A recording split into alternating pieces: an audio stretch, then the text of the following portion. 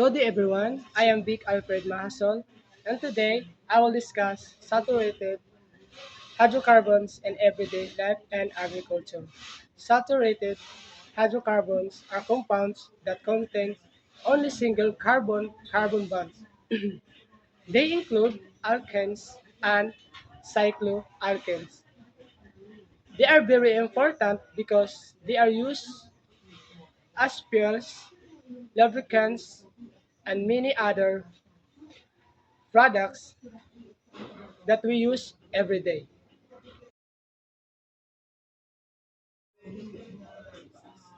First is unsa man ang saturated hydrocarbons.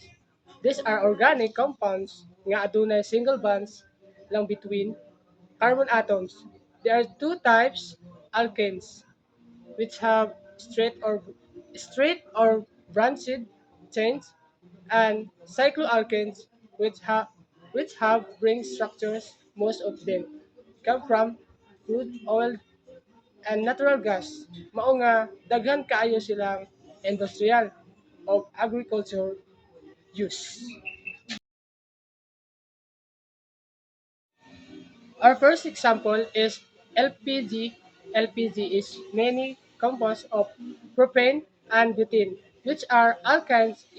It is commonly used for cooking and heating in many homes. Sa agriculture, ginagamit po kini sa pagluto sa food para sa farm workers o sa uban nga farmers. Operation. However, kinahanglan mag-amping kay healthy flammable siya.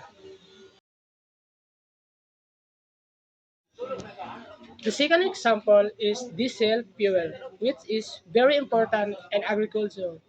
In agriculture, diesel is a mixture of alkenes from petroleum. Kini ang gigamit sa tractors, harvester, irrigation pumps, of transportation sa farm products. Without diesel, lisod kaayo ang farming. The disadvantage is that it produces air pollution and greenhouse gases. The third example is kerosene. It's also a mixture of alkenes from petroleum. It is used in lamps, stove, and as fuel sa urban rural areas. Kerosene is still used for lighting and cooking, but kinahanglan gyud og proper proper storage because it is flammable.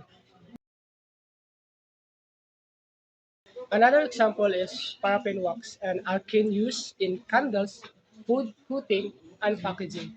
It helps protect fruits and vegetables from drying out.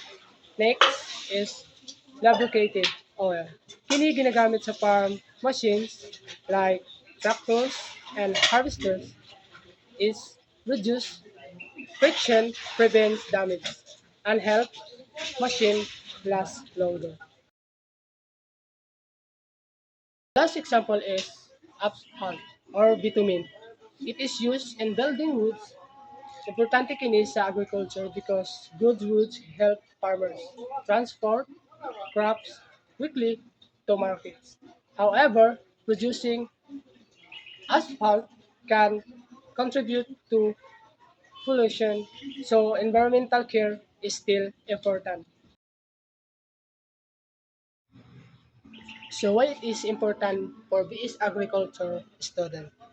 To understand saturated hydrocarbons, it is important because these compounds are used in farm machinery, transportation, irrigation, and post-harvest operation. By understanding their use, we can use them efficiently and safely, reduce accident, and minimize environmental pollution. As future agriculture, we should balance productivity while protecting the environment.